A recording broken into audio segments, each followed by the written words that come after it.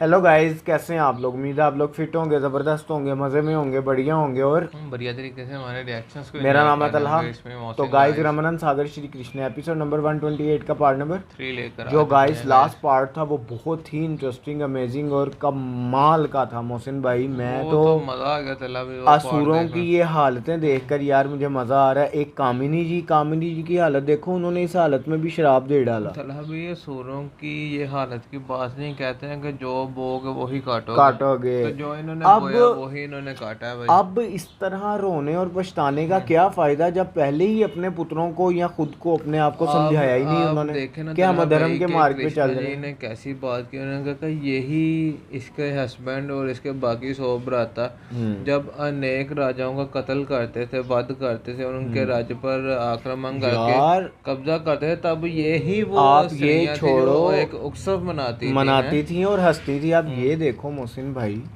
कि जो इन्होंने देवताओं को वक्त डाला हुआ हम्म। था, ऐसे ही है कि कहाँ से कहाँ क्यों प्रद्युम्न का जन्म हुआ, कैसे कामदेव जी का वो हुआ, तलहा सारा भाई कुछ, सारी नाउ द मूवमेंट देखकर क्वेश्चन इज कि क्या शमरासुर की बुद्धि समझेगा खुलेगी कि कि नहीं नहीं खुलेगी, ये समझेगा। जानने के लिए चलते हैं ये तो वीडियो इस की तरफ पार्ट और में देते पता हैं चलेगा। Reaction. Plate ma'am. Late bro. आपने मुझे आशीर्वाद नहीं दिया। शंबरासुर, ये शमशान घाट है। यहां यज्ञ कुंड नहीं चल रहे हैं, चिताएं जल रही हैं।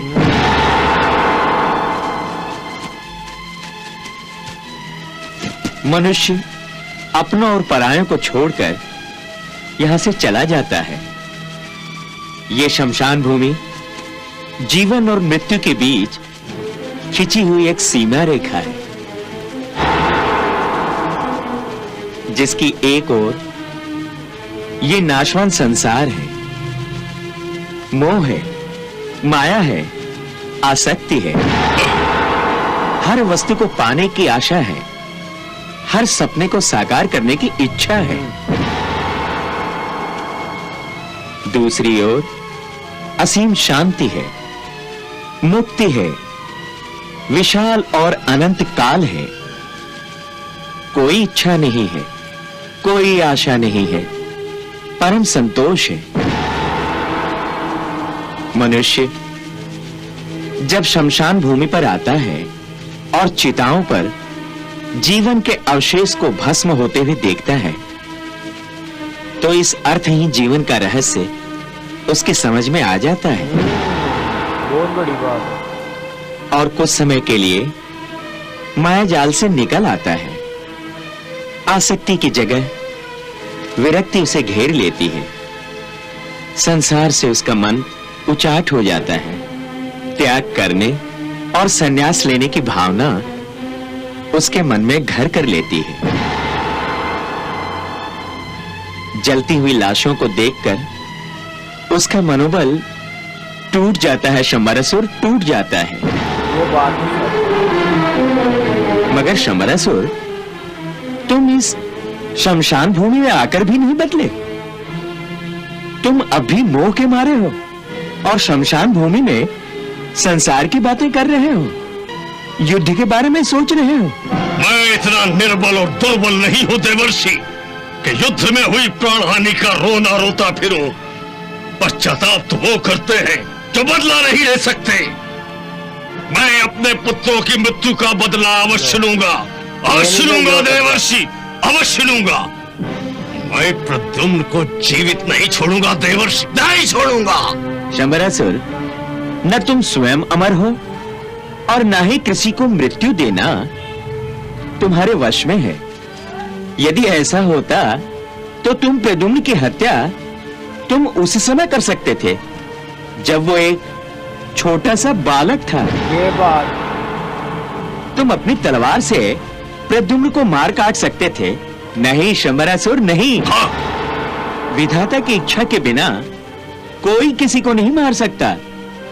तुम्हारी तलवार उस समय फूलों की माला में भी बदल सकती थी। हाँ। परंतु होनी को बहुत कुछ करना था जो ऐसा करने से संभव नहीं था, इसलिए तुम्हें भ्रमित किया गया। शंबरासुर, अब भी समय है। धर्म के रास्ते पर आ जाओ, अहंकार को त्याग दो और भगवान श्री कृष्ण के शरण में आ जाओ। मुक्ति, मोक्ष और भलाई का यही अंतिम मार्ग है। अर्थात वो ग्वाला अब भी मुझसे भयभीत है।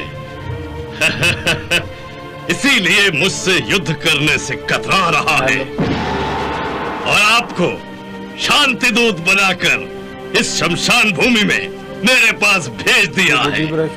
देवर्षि, शंबरासुर कृष्ण की शरण में कदापि नहीं जाएगा, कदापि नहीं। जाइए मुनिवर, जाइए, उस ग्वाले से जाकर कहिए कि शंबरासुर प्रद्युम्न का वध करके द्वारिका की ओर बढ़ेगा।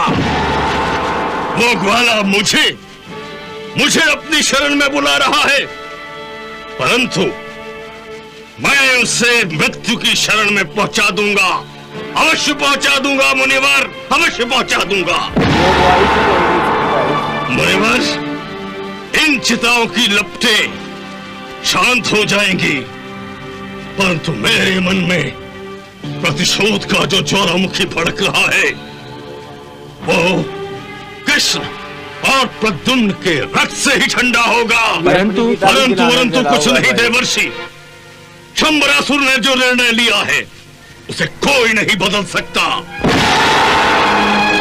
युद्ध अटल है, युद्ध होगा और अवश्य होगा, अवश्य होगा देवर्षि। नारायण नारायण नारायण नारायण। प्रभु, शंबरासुर ने तो पश्चाताप का ये अंतिम अवसर भी गंवा दिया। अब देखो मूर्ख ने किया क्या। जिस आत्मविश्वास के साथ शंबरासुर ने देवर्षि को उत्तर दिया है, उसके इस आत्मविश्वास से मुझे भी भय लगने लगा है प्रभु।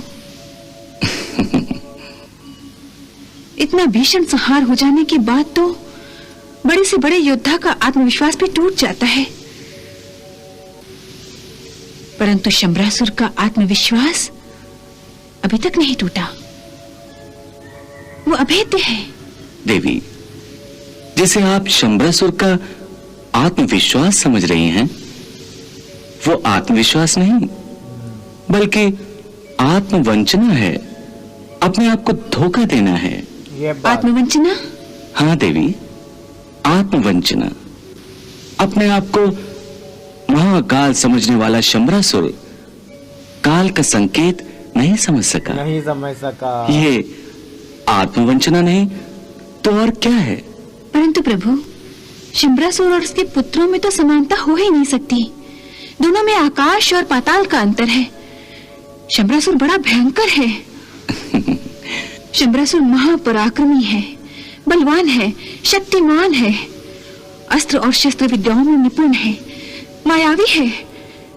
प्रद्युम्न को तो कुंभकेतु जैसे सामान्य योद्धा ने भी अचेत कर दिया था। यहाँ तो उसे शंबरासुर जैसे अजेय योद्धा से युद्ध करना है। यदि प्रद्युम्न को शंबरासुर की शक्तियों के बारे में पता नहीं है तो अनर्थ हो जाएगा प्रभु।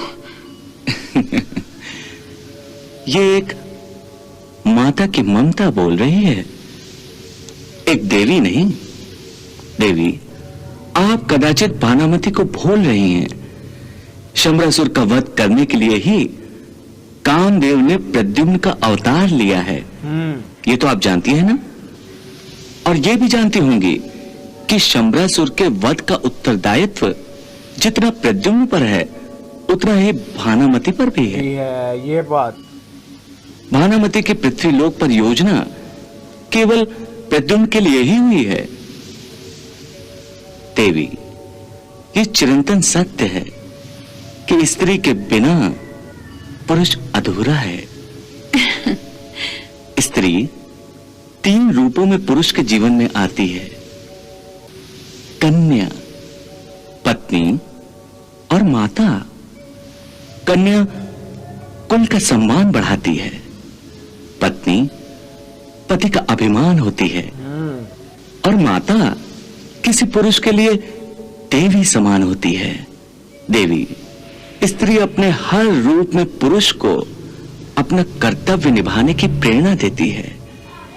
आपात स्थिति में स्त्री अपने स्तर से उठकर कभी पिता, कभी पति, कभी पुत्र के कांधे से कांधा मिलाकर हर चुनौती का उत्तर देती है।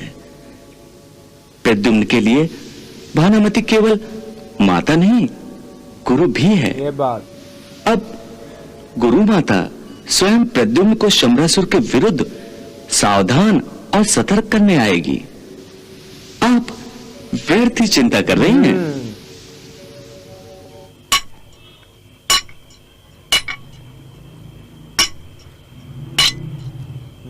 प्रद्युम्न हाँ? माताश्री, आप यहां? हाँ पुत्र, तुम ऐसा न समझो कि ये युद्ध तुम अकेले लड़ रहे हो। मैं भी तुम्हारे साथ हूँ पुत्र। बहुत पीड़ा हो रही है।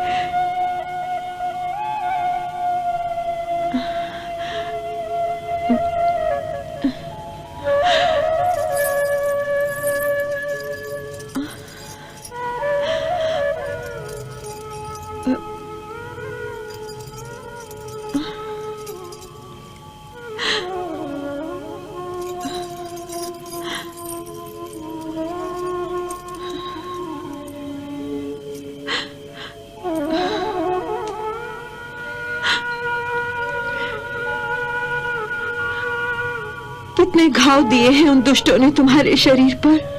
माताश्री, ये घाव मेरे शरीर पर लगे हैं, परंतु पीड़ा आपको हो रही है। इतने घाव लगे हैं और तुम हंस रहे हो। ये केवल घाव नहीं है माताश्री, ये तो एक योद्धा के शरीर की शोभा बढ़ाने वाले आभूषण है। योद्धा के शरीर पर लगा प्रत्येक घाव उस योद्धा के शौर्य और पराक्रम की कहानी सुनाता है। ठहरो पुत्र।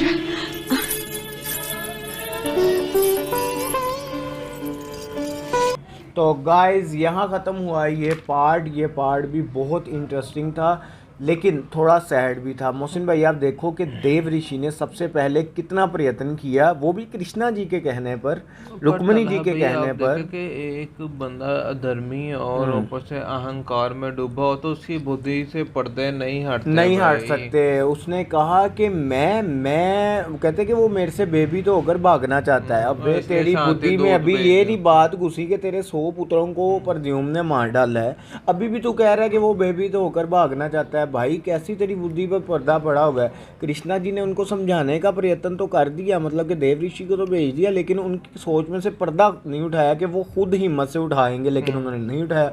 उन्होंने कहा, आप देखें तलहा भाई कि रुक्मिणी जी प्रद्युम्न के लिए कितना चिंतित हो रही थी।